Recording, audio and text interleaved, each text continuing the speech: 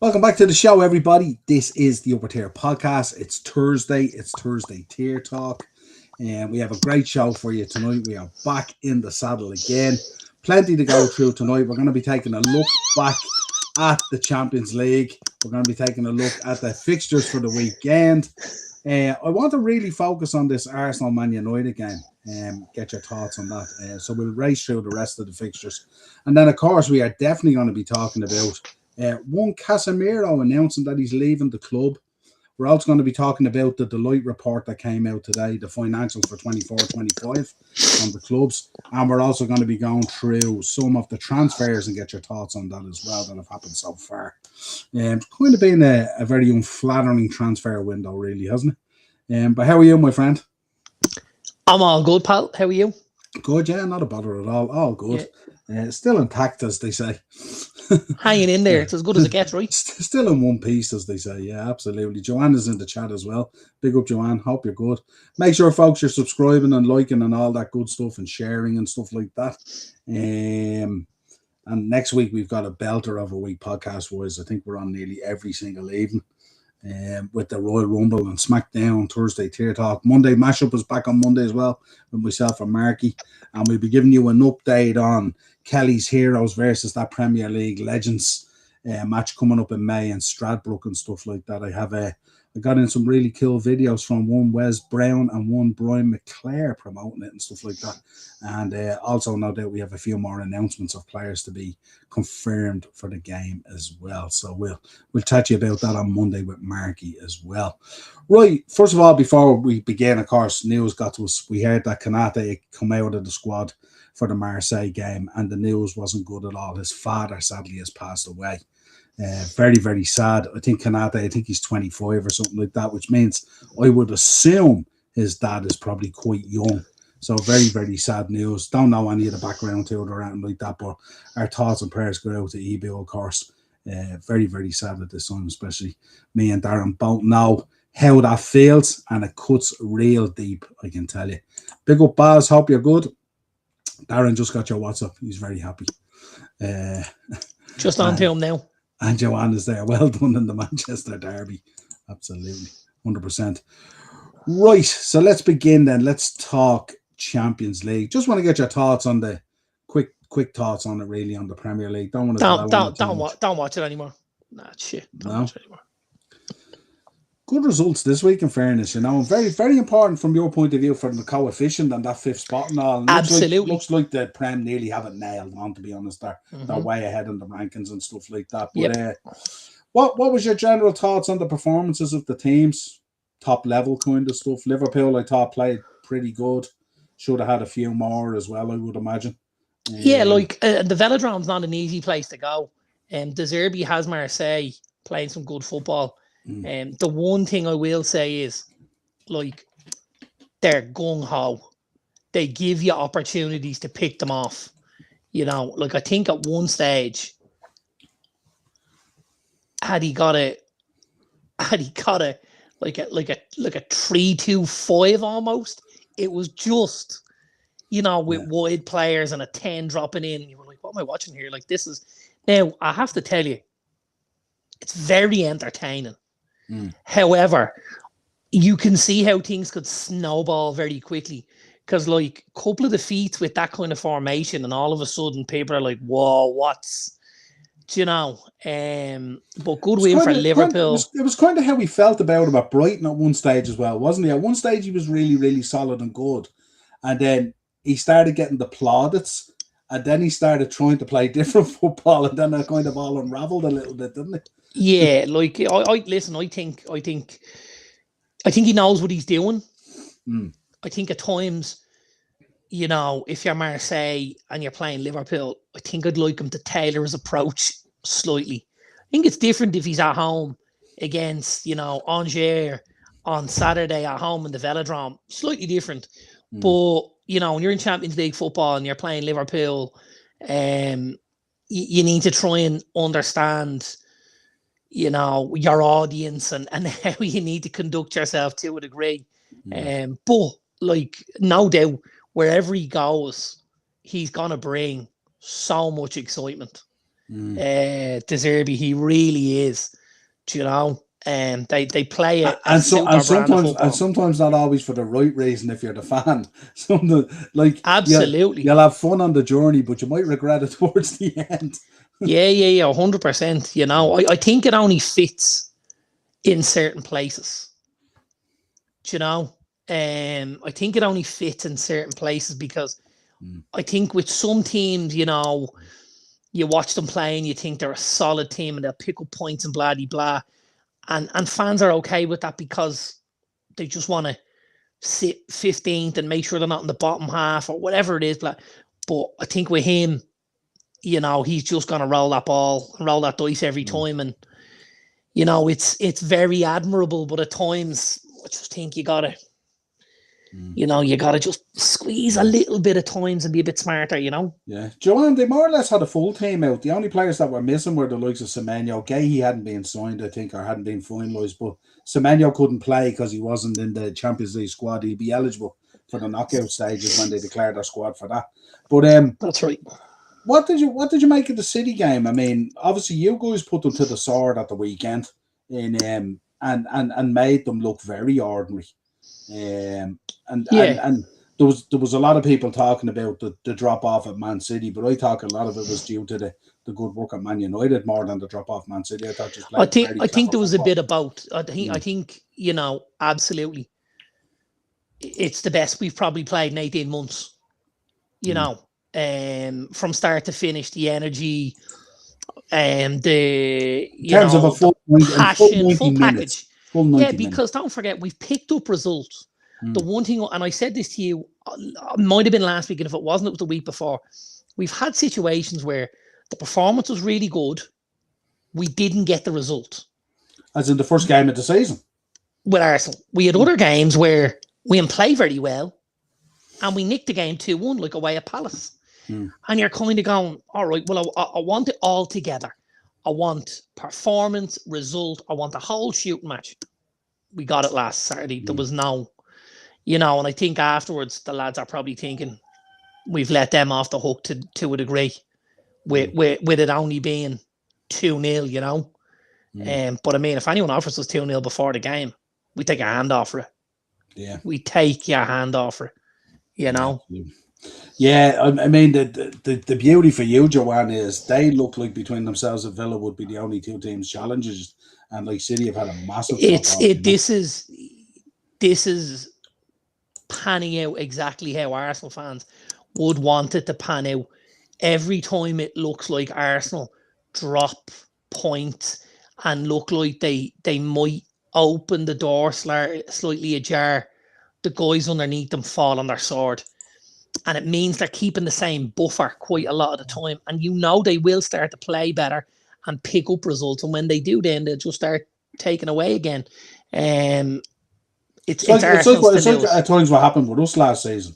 When we opened the door to Arsenal and stuff like that, they didn't step through it. So we just maintained that gap and stuff, you know. That's it. And I think you know, I think that's what's going to happen. I think there's so much going on outside of Arsenal. I think Arsenal, with the buffer and stuff like that, and with how they play and the form they're in and stuff like that, they've gotten very, very good over the last couple of years with getting over the line in games. Just doing enough at times to get over the line. And I think because of that, I didn't see that. I think because of that, you know, I don't think they'll be caught. Yeah, I think even you look the other day there in the San Siro against Inter Milan, and they change up a bunch of players, and they still go out and put Inter Milan away and stuff, you know. So it's now the only thing I'm going to say, and this isn't throwing shade, you guys ran an extremely bad run and went to Inter Milan and made them look very average that night as well. So I do think there's a degree of Milan not being the team that they were maybe 2 years ago under Inzaghi. They still always go deep into the latter stages in recent years and stuff. They won't go past the quarters this year. They're not, and that's even if they get that far. Well, there's a lot of talk of players wanting to exit the building and all, but Stoney linked with a move away. There was, you know, when we talked about it, there wasn't necessarily one player at Inter where you'd go, oh my God, he's the superstar. Yes, Lautaro Martinez is a great footballer, Yes, the boy DeMarco was good. They've lots of pieces. For me, it was Inzaghi. And with him leaving the building, I think that's where you've seen the fall off. The team isn't being coached the way it was being coached. They've also had a lot of financial issues as well, haven't they, as well, to deal with? They have, but the team that Inzaghi had put together and the chief executive, the sporting director, had put together, they put it together on a shoestring.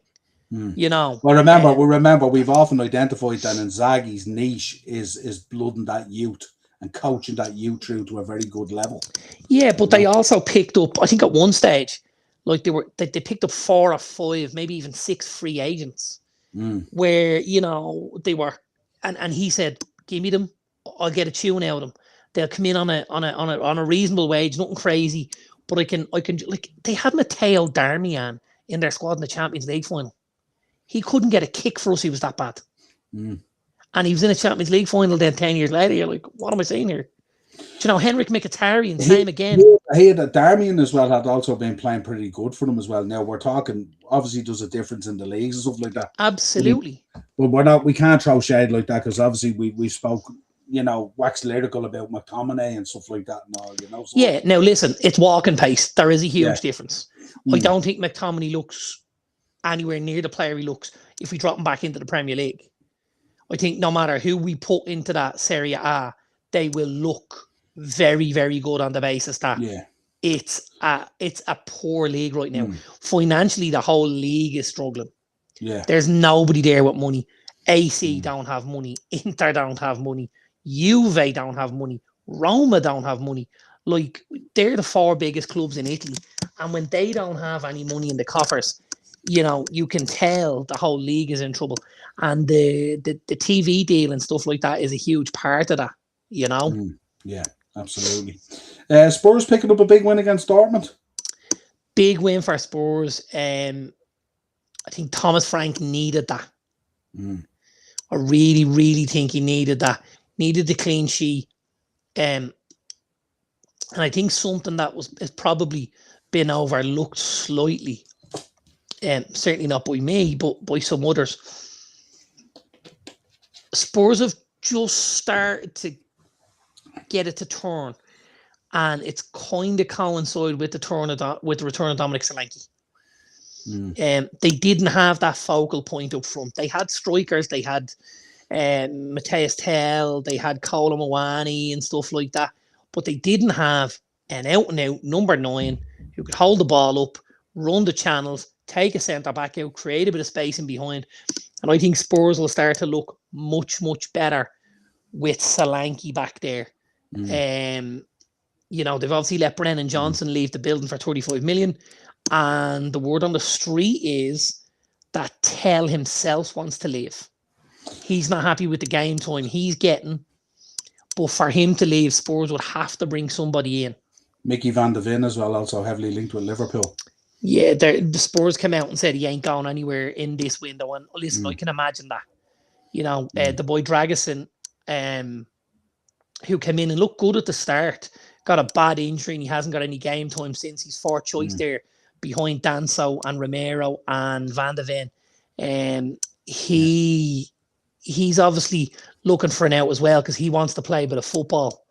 So there's a couple of places that Spurs might be, a couple of pieces that Spurs might shift around, and Spurs have money in their pocket after the Brennan Johnson money. Like 35 million for Brennan Johnson's good business for Spurs.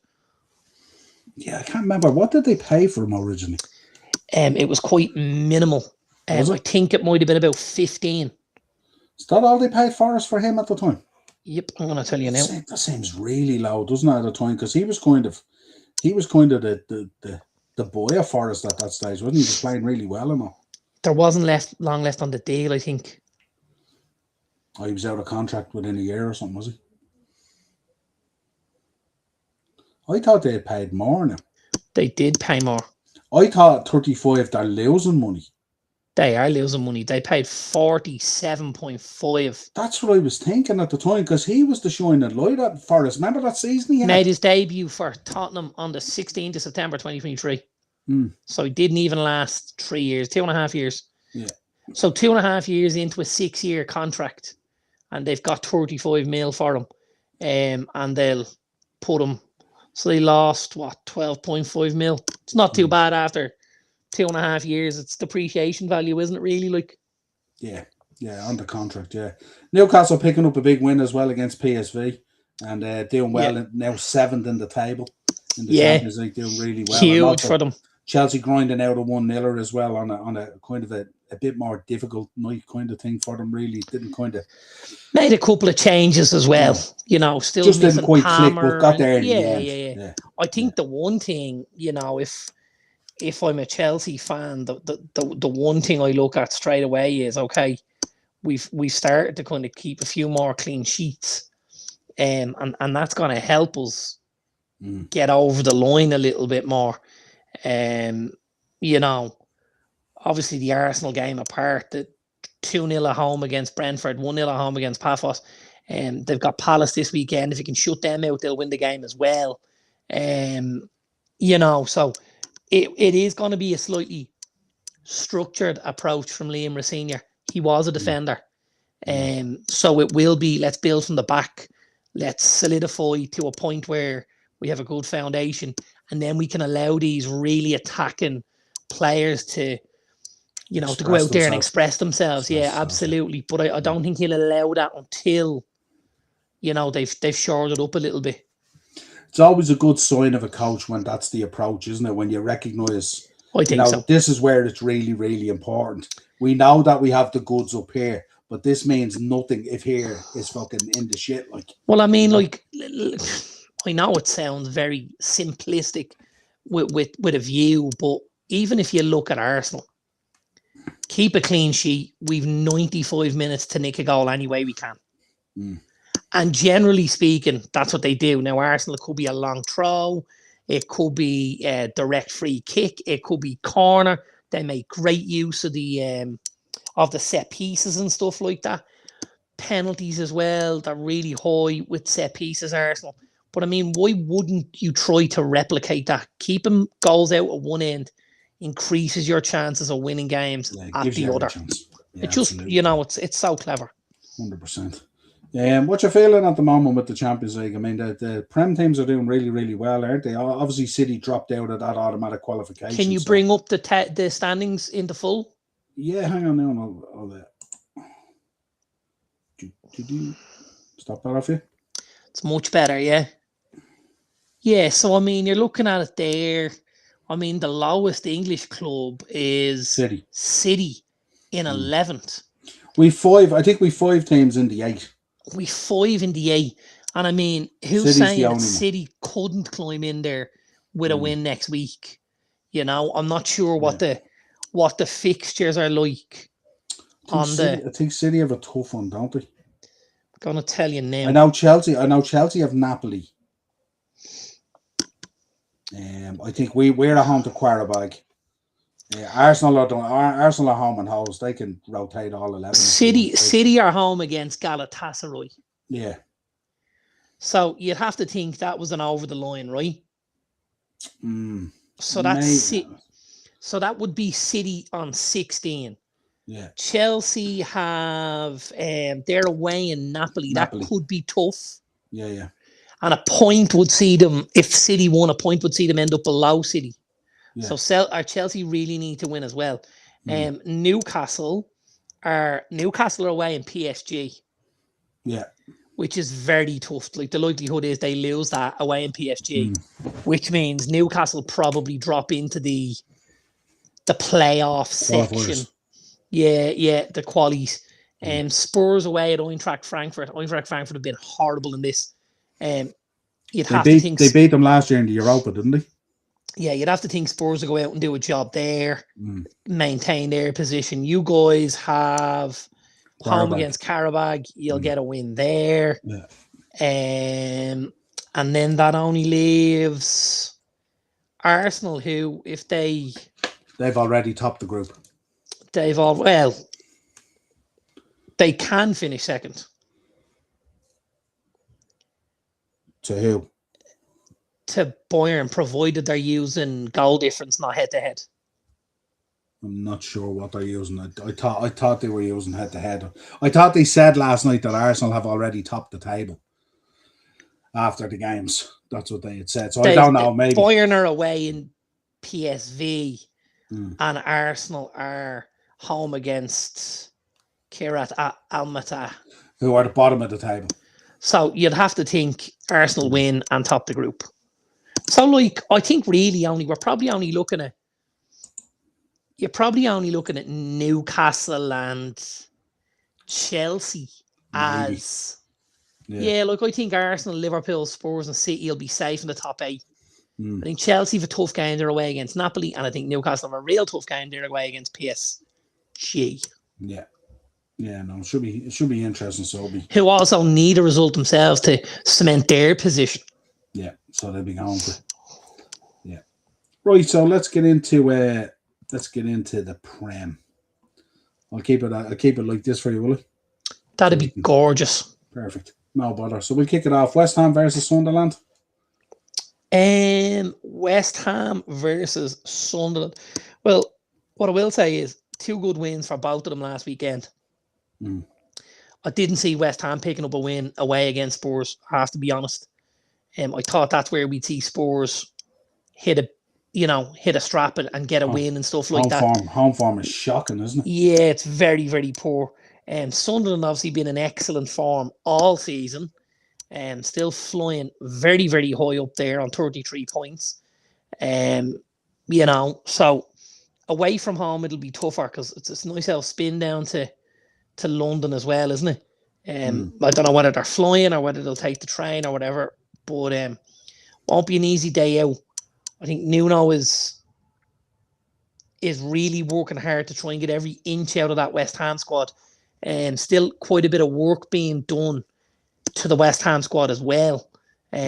Obviously, Lucas Paqueta is kind of stuck in no man's land at the minute. I think he would like to leave. He would like to get out of town immediately if possible. I think Fulkrug's gone out on loan, hasn't he? Fulkrug already scored for AC Milan last week. He's out on loan. Now they brought 2 lads in, the boy Castellanos from Lazio, who's already got a goal, and then the boy, I'm going to say the other lad's name is Rodrigo, but I might have that wrong. Player stats, his name was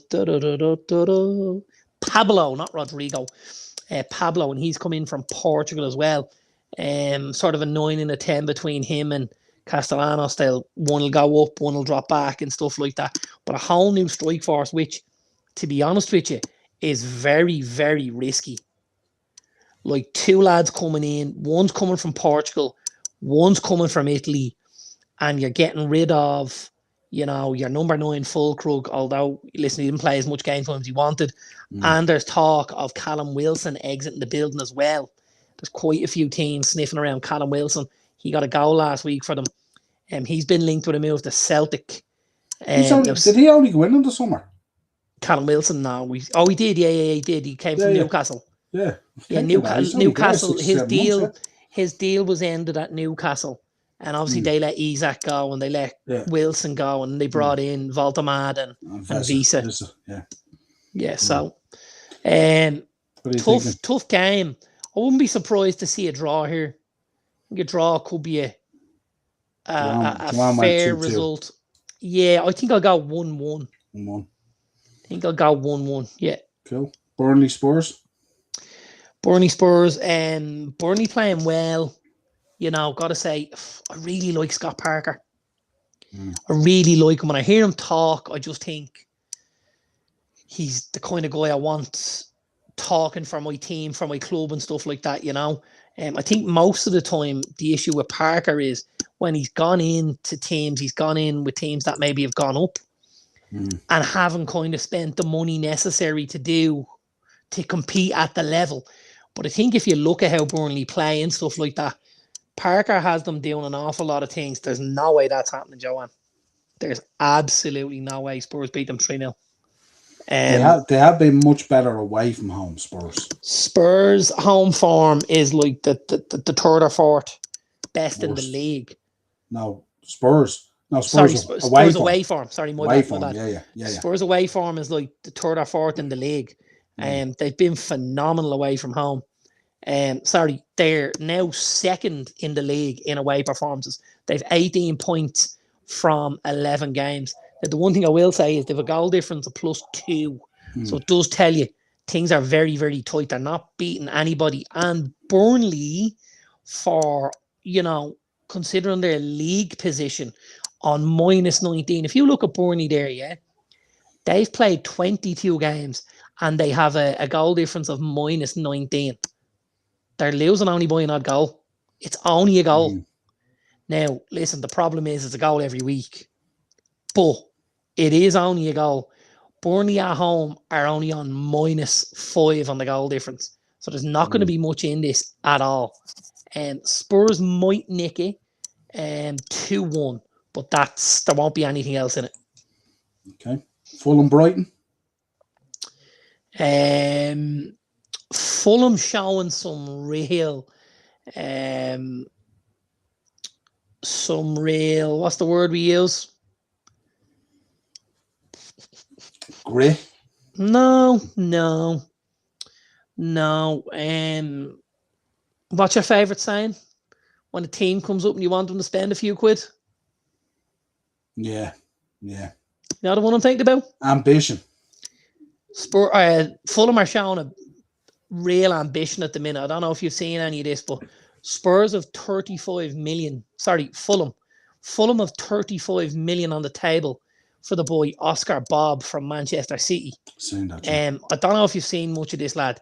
He's had a couple of injuries at Manchester City, but this kid is going to be a really, really top footballer. Fulham do this quite a lot, right? And I'm going to reel off a couple of names for you.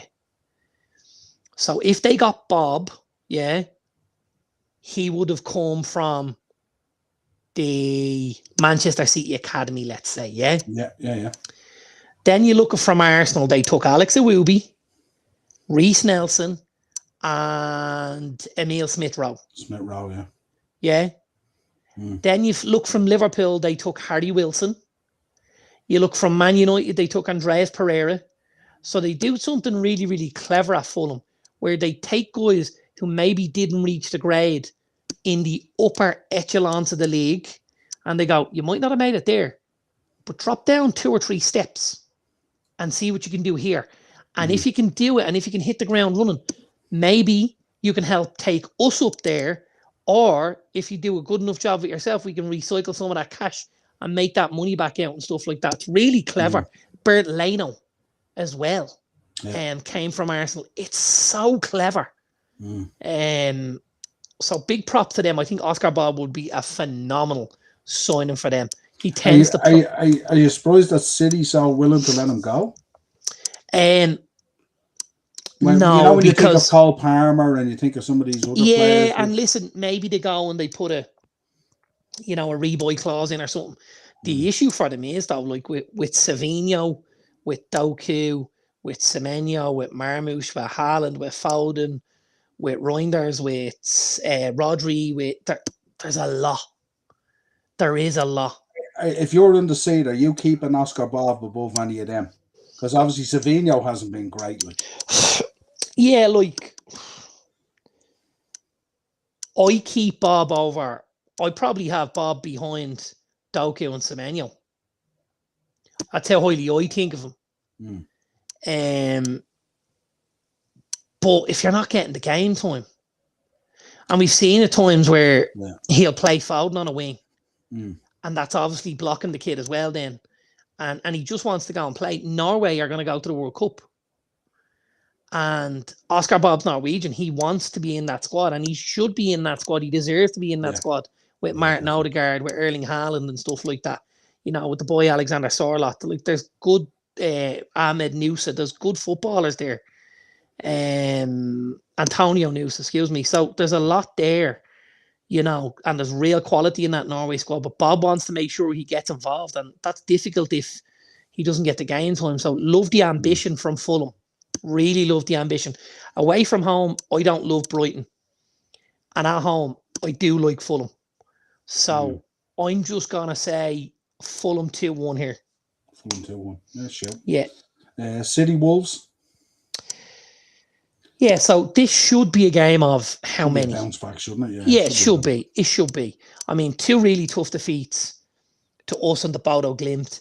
I expect them to go with the nut flush. Like, I expect Doku and Semenyo on the wings, Haaland up front, Foden in front of Reinders and Rodri. That's what I expect to see. But it's Pep. Yeah. And don't be surprised if Pep's a bit pissed off at what he's seen over the last couple of games. And he decides, you know what, Divine Mukasa, you play up front this week. Right? And if that happens, that happens. You know, I'd fully expect City to win. Yeah, I would have thought so. I think Wolves will be plucky.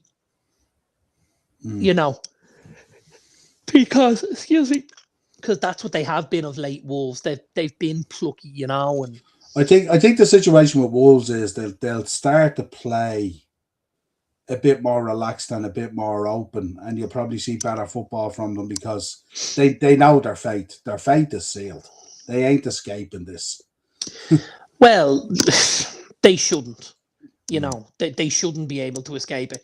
Like, if we're looking at the table, Forest on 22. They're 14 points adrift. Now, we have, what have we got, 16 weeks? You got to pick up a point every week. Sorry, an extra point than everyone above you. You know, so for them to get to, they would need to win every second game for my money. Well, it's really only down as far as Forest, isn't it? Because you can see Leeds are kind of building their form is much better. Yeah, so Leeds, when I look at Leeds, I think Leeds are only going to start climbing the table somewhat. The only thing I will say is, I don't know how comfortable I'd be if I was Crystal Palace. And the only reason I say that is, obviously, there's a lot of turmoil at Palace at the minute. Yeah. You got the boy Daniel Munoz, who was home, and he's out with that knee injury. You've got Mark Gahey just left the building. Mateta pissed at the club. You've got Mateta, you know, trying to get out of the building before the end of January. You've Glasner throwing the board under the bus. That's not going to be conducive to Palace picking up victories between now and the end of the season. Now, listen, they've 28 points. They don't need lots. They're not going to need a whole lot more, really, when you look at it. No, they shouldn't. But, you know, even if they said, you know, and people haven't needed it lately, but even if you said the magic number of 40, they only need 12 points. This shouldn't be a contest. But Palace could implode slightly. Well, the problem is if the teams below you start getting results and you start dropping down into that 15, 16, 17 position, and then you start second guessing yourself. Let's just go crazy and say they sell Mateta, right? Because they know he ain't signing back on in the summer, and they're going to sell him because he wants to get into that French national squad for the World Cup. And, you know, Villa and Juve and guys like that are interested. I've got to say, really shocked with the clubs that aren't interested in him. Really shocked. We're big fans of him. For what we've seen of Jean-Philippe Mateta, there should be a lot more clubs interested. Could he improve the striking options at some of those teams? Absolutely. Do you know what I even thought? And I know you're going to think this is a bit batshit crazy. We might be thinking the same thing. Well, I did think, why wouldn't City go out and buy themselves a Jean-Philippe Mateta and then have a Mateta and a Haaland to go in and out of? Because it's a very similar situation. It's a like for like. It's a big guy. He'll run the channels, hold the ball up. You know, he heads the ball well. He's a decent finisher. He can take a penalty. Does all of that, right? Why would they not be interested in him? Yeah, so am I, Ted. Now, obviously, we've just thrown a lot of money at the boy Benjamin Sesko and stuff like that. So, and there are other areas of our squad. He'd be a great fit for Chelsea, wouldn't he? he'd be a great fit for Chelsea. So I was coming down the league. Yeah. Great for Chelsea. Give some more options for Delap and João Pedro and stuff like that. And don't forget the boy. And this might be the only reason why it's not happening. Chelsea have already signed the boy Emmanuel Emega from Strasbourg, the Dutch lad, who is very, very similar in stature and structure to Jean-Philippe Mateta. And he played under Rosenior at Strasbourg. So maybe the Chelsea hierarchy are saying, okay, we've already done this deal. We don't need to be interested. Had they not have done the Omega deal, I think they might have got involved. Yeah. I think they might have got involved. He just feels like a Chelsea forward as well, doesn't he? History, there's a lot of teams there that would, big, Bastry type of guy, like, that kind of way, yeah. Yeah, I don't know, it's weird, yeah. Forest like spending money, and they like big strikers. Mateta fits there really well. If Forest could get, I don't know, 10 to 15 million for the boy in 1 year, and balance it out and sell buy Mateta for 40. It's only costing you 25 million. It's an upgrade. Yeah, it's a massive upgrade. Yeah, absolutely. And he played in the league, Yeah. And that, like, he would be outstanding under Sean Dyche, don't forget. That's his kind of striker, Yeah. I am shocked. Absolutely. What do you see? You went with City anyway. Bournemouth, Liverpool. Yeah, like, I thought Bournemouth were plucky on Monday night. They were. Don't remind me. I know. I thought they were plucky. They've made a huge signing today, Bournemouth. I was at home for most of the day, and I watched quite a bit about this kid, Rian. And this lad looks like an absolute baller. I would liken him to an Estevao with Chelsea. Okay. That kind of a player. And the only thing I would say is he's a little more built than Estevao. So one of the things we maybe would have said about Estevao was he's a little lightweight at times. He gets shoved off it. He's got amazing feet. He's a fabulous footballer. I'm a huge fan of the kid. But the boy Rian is very, very good. Plays on that right side. He's gonna obviously replace Antoine Semenyo. There has been calls for him to get a call up to the Brazilian national squad. So if this kid can come into Bournemouth and hit the ground running, he could snag himself a spot at the World Cup this summer. And that could be a really tidy bit of business for Bournemouth. They just they just need to make sure he hits the ground running. But if he does, be careful. This kid could be very big. What are you thinking then, Bournemouth, Liverpool? You guys haven't always had it very easy there. They do make it quite tough for you.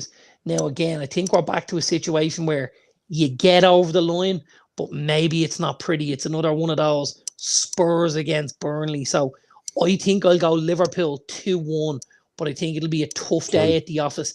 Yeah, it's a tight pitch. It's narrow and stuff like that. Nobody loves going there to that vitality. And they're always up for it, and the fans get behind them and stuff, Let's get into Sunday then. Palace, Chelsea. Keith was saying there as well. Did you have a good time at Raw? He did. Had a great time at Raw, Keith. Anyone that's thinking about going to that SSE Electricity Arena for anything, be it a concert, a game, the wrestling, anything like that. If you get an opportunity, if you get an opportunity, absolutely get yourself there. A super arena, I have to say. It blew our own Tree Arena out of the water for me. Blew it out of the water.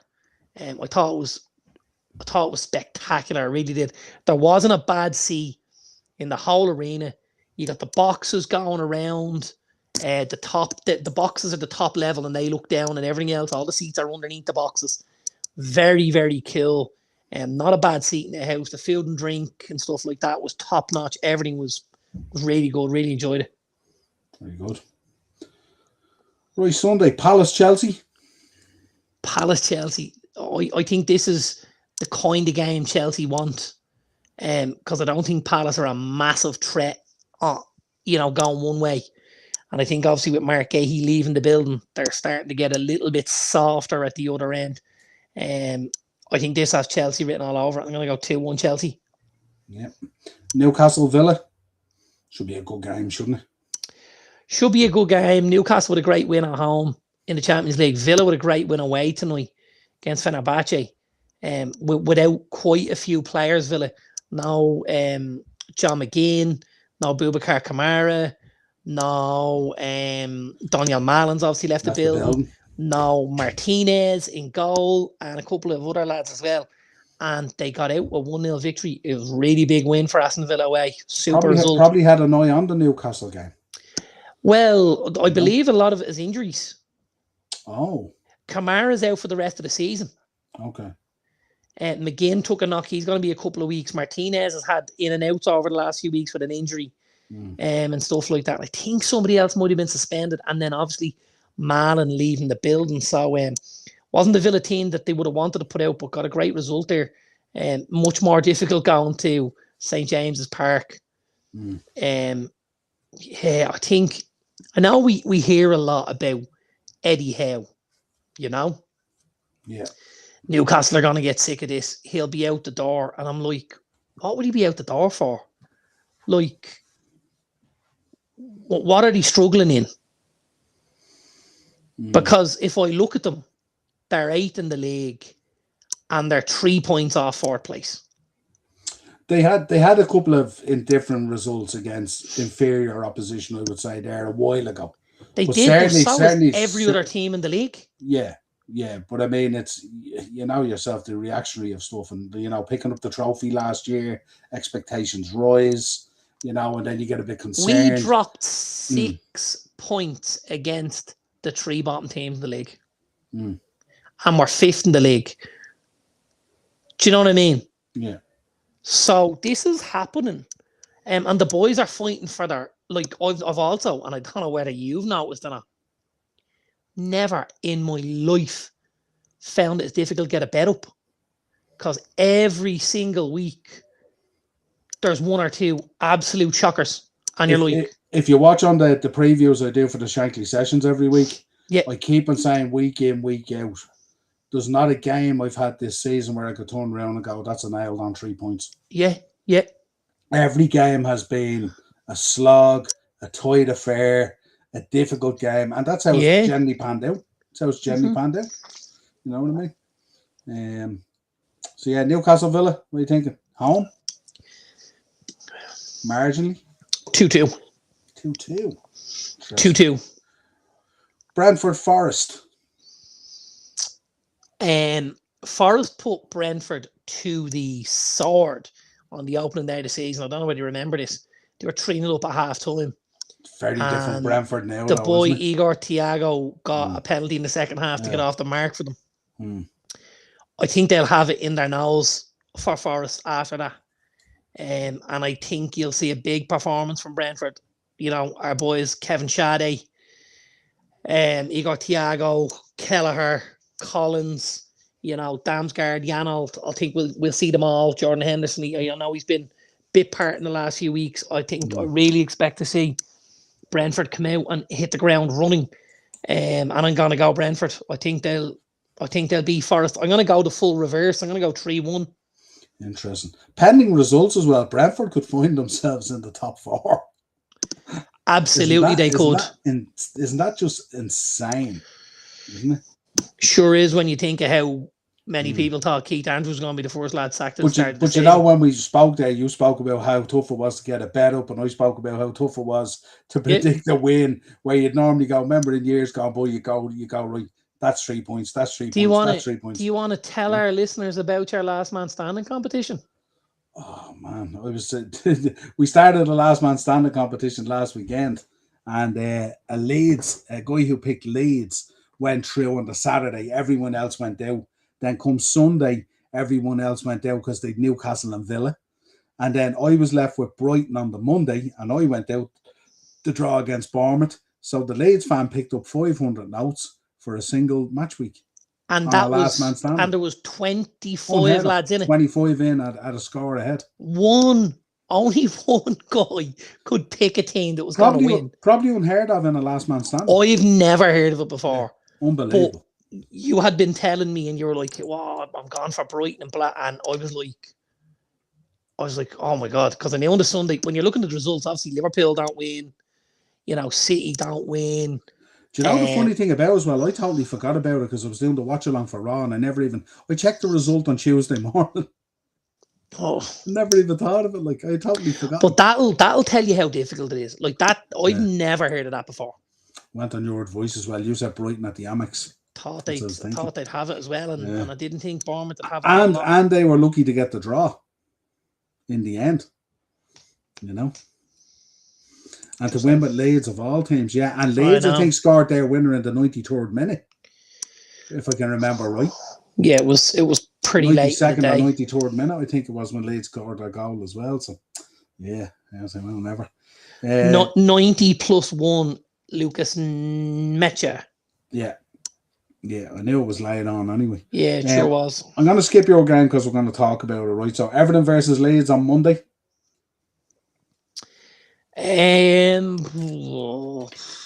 Tough game to call. Everton haven't been great at home, but have been super away. They've kind of turned into Spurs. They haven't made that Hill Dickinson Stadium the fortress that they would want it to be yet. Yeah, no, that hasn't happened. Leeds humming at the minute, picking up points. I think I'll go draw.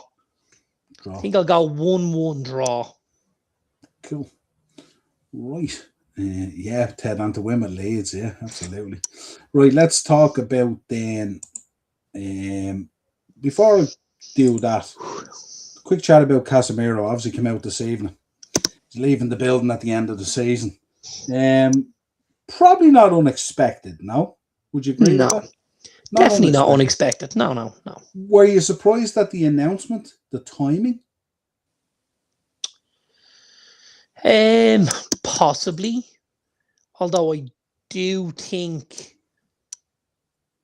it gives him an opportunity maybe for a couple of things. First of all, does it put him in the shop window immediately that somebody says, we could take him now for a menial fee, rather than waiting and then having to get into it. Now, obviously, don't forget, he can have conversations with anybody outside of Manchester right now, outside of the league. So maybe we're going to hear something quickly.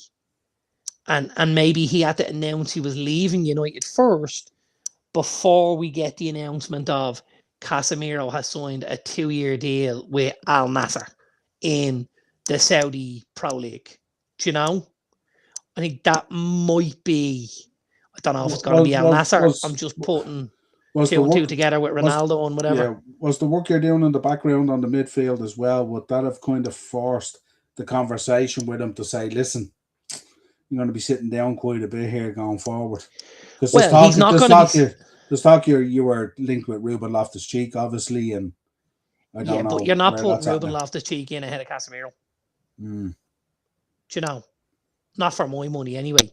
And I think last weekend proved that, on his day, he doesn't have as many days in him anymore because he's that little bit older. But when he has his day, I mean, he was the best player on the pitch last week. Yeah, and he's cropped up at times with really important goals for United. Absolutely. From an unusual position, let's say, He's done really well. Yeah, but since about halfway through the season, he just started clicking again, and he's been very good. Yeah, and it's difficult for guys like that as well, because when the club isn't humming and you're not getting the result you want, you're struggling. Other news came out this evening. I don't know whether you saw that. No, I've only seen as far as Casemiro. The other news that came out this evening was that there's now talks of a new deal for Kobbie Mainoo. And he had looked like he'd been heading towards the exit door because he wasn't getting. And now Carrick has come in and he looks like he's going to be a huge part of what we do.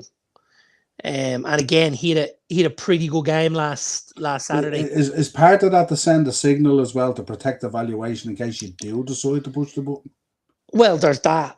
But also, I don't think he's on the kind of bread that he should be on, maybe if he's an England international and if he's going to a World Cup and stuff like that. So I think there's got to be a step up in the wages.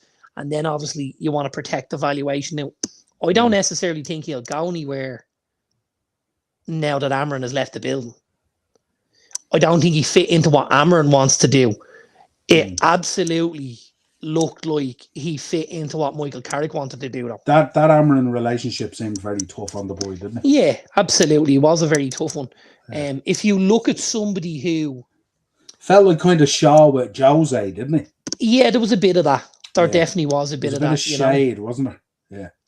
And like I've mentioned this before, like sometimes a manager just doesn't see what you have to offer. And for whatever reason. And like you could be like Luke Shaw, you win player of the season at United, and then the next year Jose comes in and goes, well, this lad can't play football. And it's and a similar thing. We're watching Kobbie Mainoo sit on the barricade with Rasmus Højlund left the building, Garnacho left the building at United, and this is the trinity of what's going to bring us forward. And all of a sudden, two of the boys have gone, and Mainoo was left, and then you're thinking, is this kid going as well, and stuff like that. And Carrick obviously looked and went, like, I'm happy out I have this kid. I have somebody who I feel can do something for me. He's a very similar sort of player to a kid who United have been linked with. I always find this crazy, Yeah, that's kind of it, Ted. I wouldn't say he was getting near Ruben Amarin's daughter if he has one, that's for sure. Jeez, the shade was getting thrown at him. Michael Carrick had a kid playing in centre midfield from at Middlesbrough by the name of Hayden Hackney. Yeah. And he's been heavily linked with the Premier League. Indeed, with United. He does the same thing as what Kobbie Mainoo does. He picks the ball up. He sets tempo with his passing. He's quite tidy. He gives, he receives. He gives, he receives. He'll break a press with a little run or a drop of the shoulder, and he'll pop the ball off and stuff like that. So you're kind of looking at that going, we're looking to bring this guy in. But at the same time, we have a guy in there who does it and probably does it better. And it's just down to, I heard something earlier on.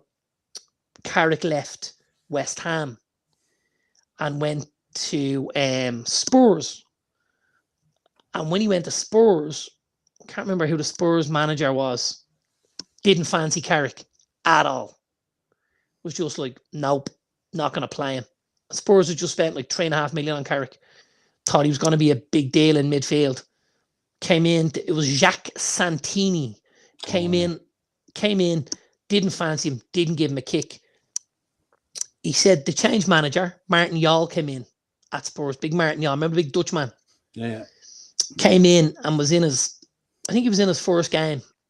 And he said they were 2-0 down at half-time. And he brought Carrick on. He said he changed the whole game. And all of a sudden he was like, why isn't this kid playing? And they were like, well, Jacques didn't like him. And he was like, all right, fine. Well, I like him. He'll play.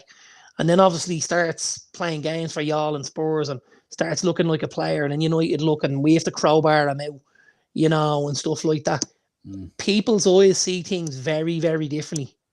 You've even seen in our own WhatsApp group when VAR get involved with a penalty decision. There's 6 of us in that group. Like, 3 of us might see it one way and 3 of us might see another.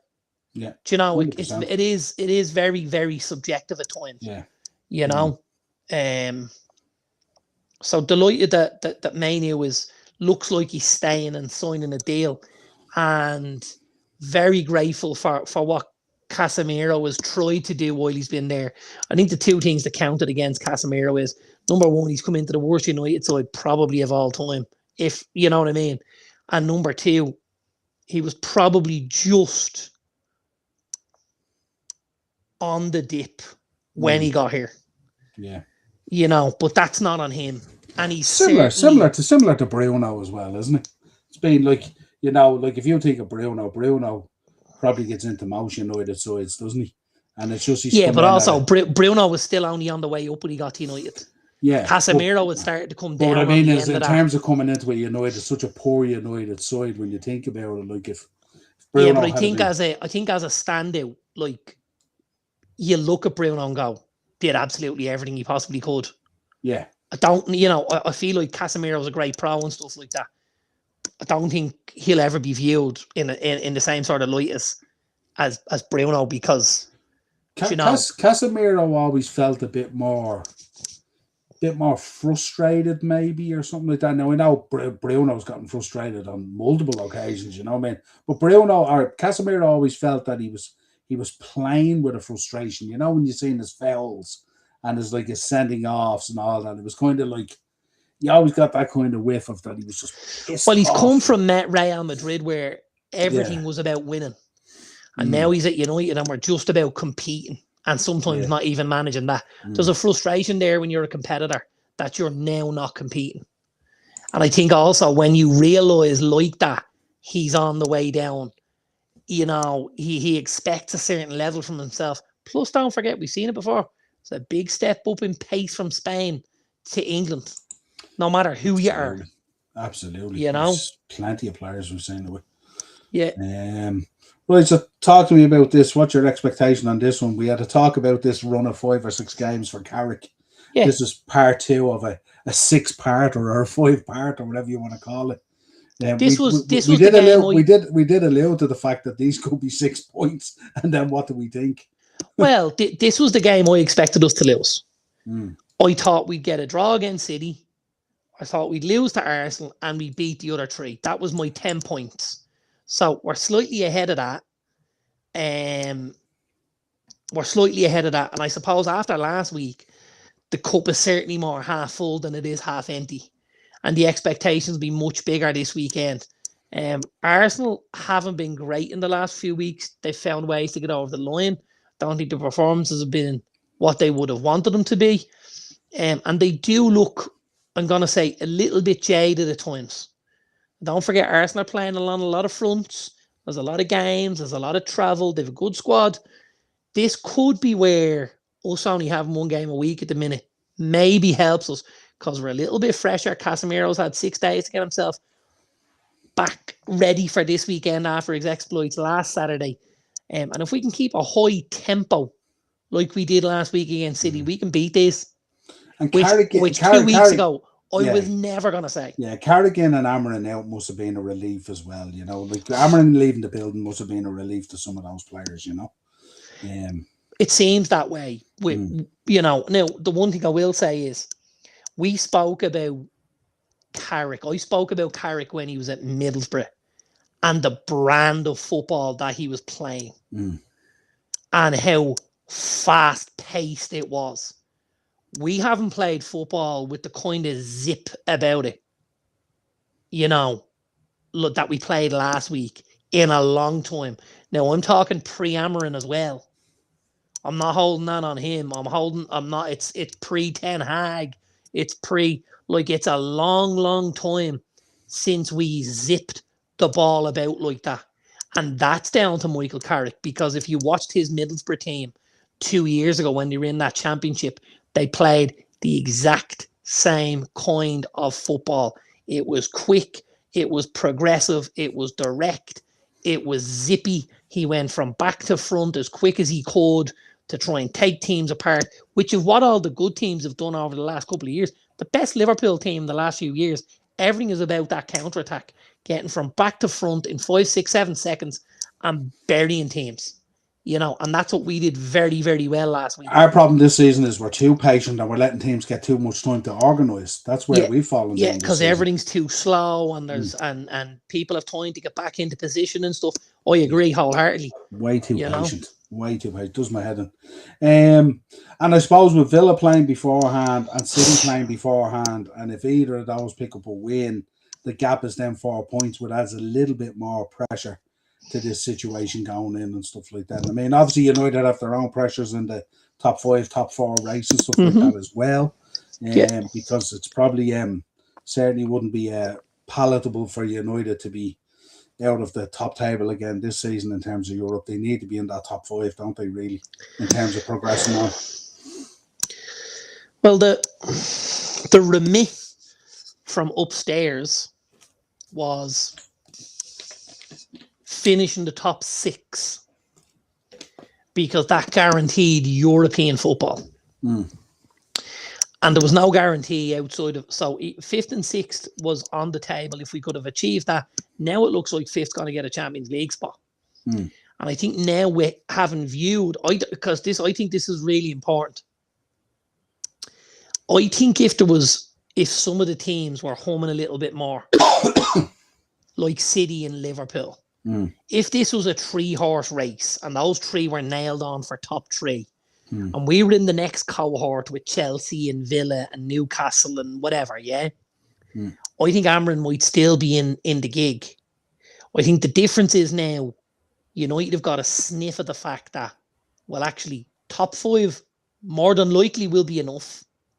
Plus, with everyone falling foul here, this is a big opportunity for us to go from where we thought we were going to be, step above that. Champions League football was next year's agenda.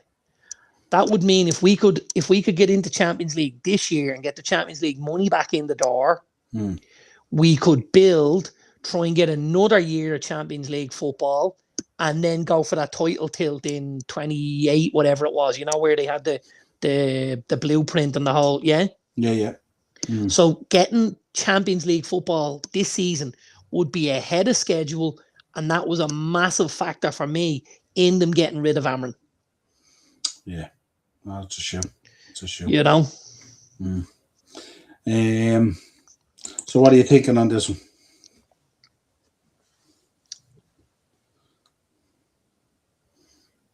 I'm going to go 1-1.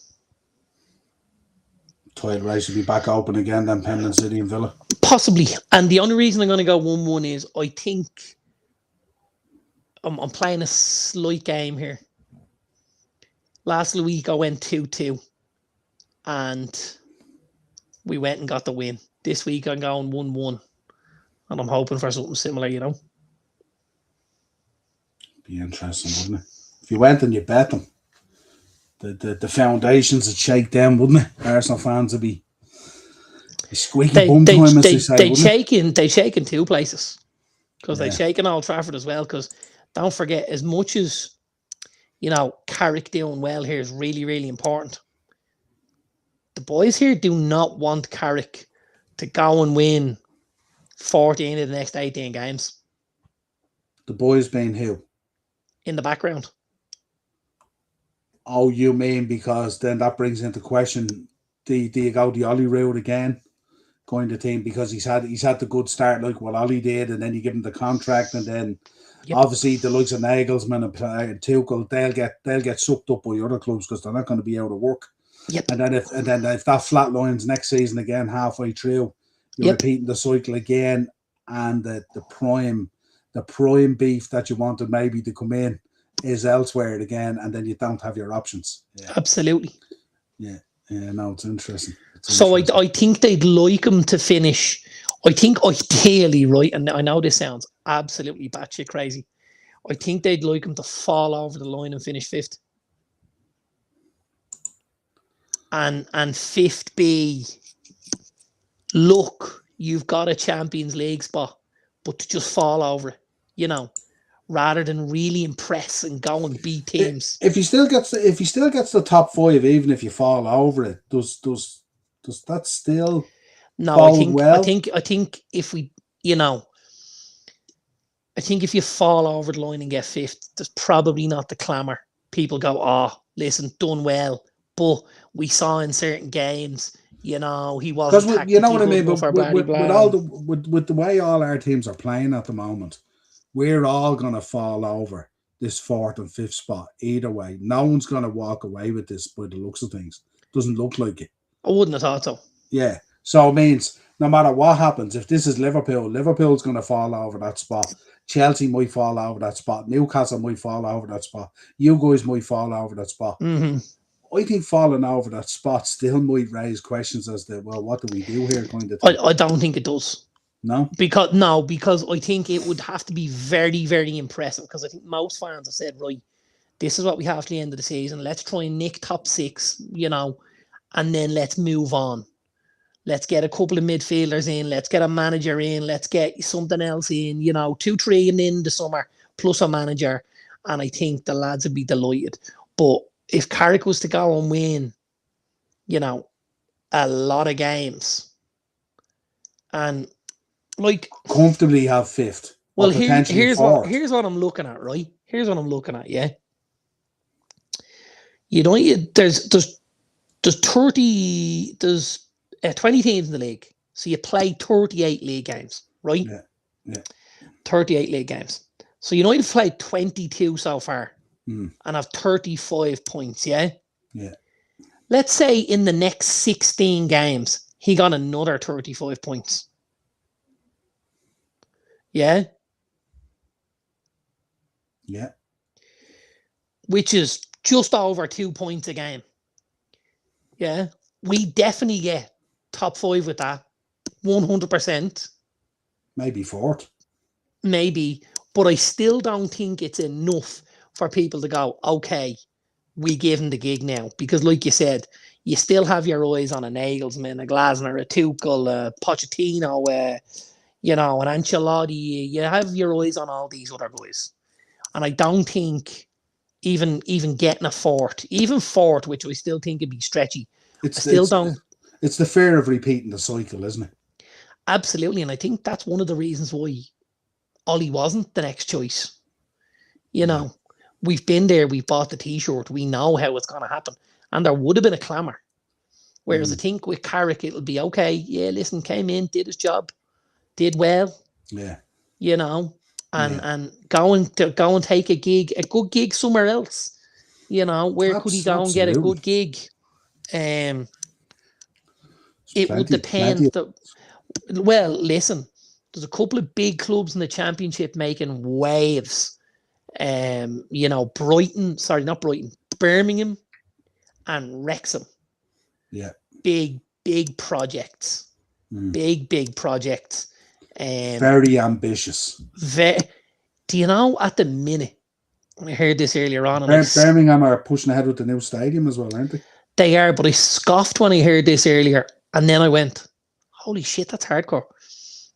Crystal Palace have a bid on the table for a boy, Sharif, the striker from Angers in France. Yeah.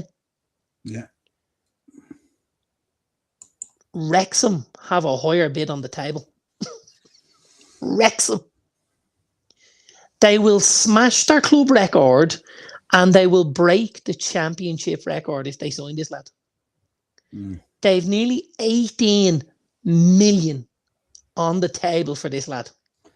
There's a determination about these boys to get to the Premier League, isn't there? There's a serious drive there. They know it's the promised land, and they know that's the opportunity to really cash in on what they've done. But it's nice there's a recognition that that's what you have to do to get there. You know what I mean? And when you get there, okay, you get the crock of gold at the end of the rainbow.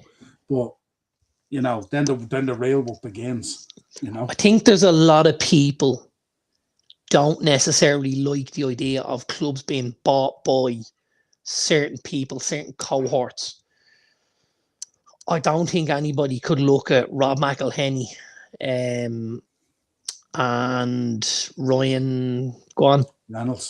Reynolds and say they absolutely aren't the right kind of people to own a football club. Yeah. Is that not everything you want from the owners of your club, where they want you to win so badly? Just unbelievable. Or you get a Brady going into Birmingham who's a fucking proven winner.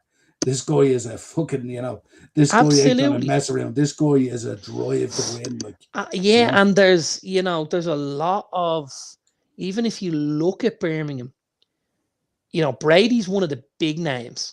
There's a lot of other guys in there who've done very, very well for themselves over the years. And again, they're not Tom Brady, but they will be serial winners in their own businesses, in their own fields. They will have a proven track record of going and competing at the highest level in their field. And when you have that at that level, that feeling, that drive filters down onto the pitch then. That there's an expectation that this is the I was going to say the word expectation. There is an expectation that that'll do, won't do anymore. You know, you're not going to go and build that stadium in Birmingham and not fill it in the Premier League. This is not going to be Christophe Dugarry's Birmingham. You know what I mean? Wouldn't have thought so. No, this is going to be very different. Yeah, absolutely. You know, so with those being huge, like Carrick could maybe go to like let's go crazy and say Wrexham get a spot in the Premier League next season, right? Maybe they get a spot via the playoffs, and Michael Carrick's just got Man United 5th spot in the Premier League and got them a Champions League, and he becomes available. Do you have a conversation with Phil Parker and go, Phil, listen, you've done a great job, thanks so much, but we can't pass this up. We can't bypass this. He's young, he's English, he's got experience in the league, he's got everything we would want. You know, thank you. Your statue will go up for getting us there, but we're going to give this guy the reins and say, have a spin. Because you know, with Wrexham are probably, if they do come up, they're going to do like Sunderland, aren't they? They're going to speculate the dough. I would have thought so. Yeah, because that's what they're really about, aren't they? They're going to, and Birmingham, I presume, the same as well. I think Birmingham are far less likely to get up this season. Wrexham are in a much better position to go up now. Listen, that doesn't mean they will go up, because don't forget, and I say this all the time, I spoke to a Coventry fan there the other night, at one of the managers of the football out in Malahide is a Coventry fan, and I said to him, I'm going to say this while you're standing here, because obviously Coventry are top of the league at the minute. I said, that is just such a tough league.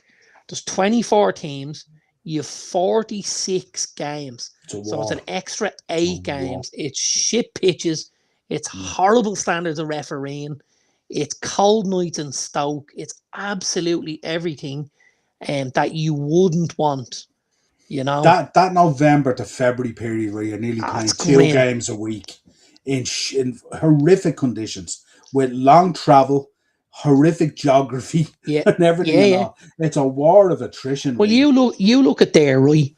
You could be Middlesbrough, who are second in the league, and you're pretty far up north, right? And you could be going all the way down to Southampton on that coast. Do you know how I often describe it? The Premier League is the derby at Epsom. Yeah. And the Championship is the Grand National at Aintree. That's how I describe it. Yeah, 100%. It's just, you know what I mean? And it's you know, and listen, hats off to all the fans, because stellar. They follow their teams up Middlesbrough to Southampton is about 480 kilometers, which is about 5.5 hour drive. I can take a boat from Dublin Port to Holyhead and drive to Manchester in less time. It's mad, isn't it? So I get the Swift for 2.5. And they still have a great travelling contingent. It's unbelievable. Yeah. The commitment of that championship is insane. It's fantastic. Great to see. And long may it continue. I wonder, is that the longest one? Feels like it, doesn't it? I think it has to be. Must be. Oh, hang on. I said Middlesbrough to Southampton.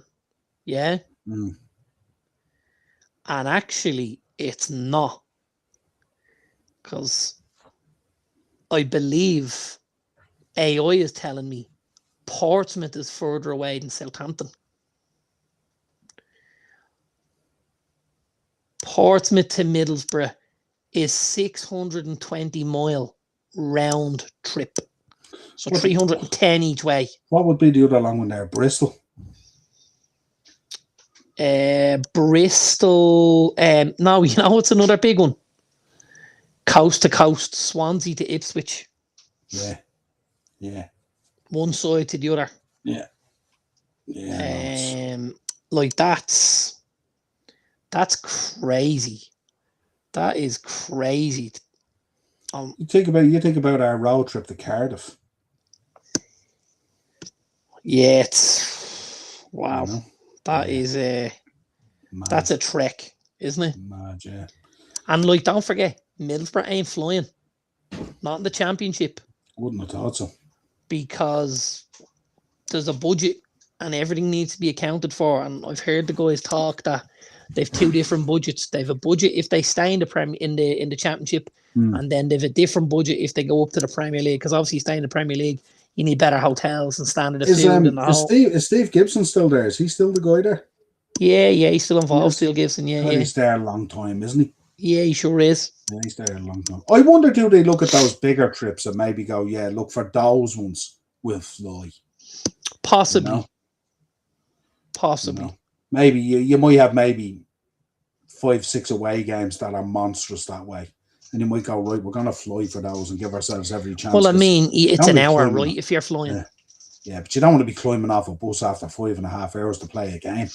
Wouldn't have thought so. Jesus, no way. Not when you have to stop halfway for a movement break. Do you know what I mean? Let the lads get up and walk around the bus.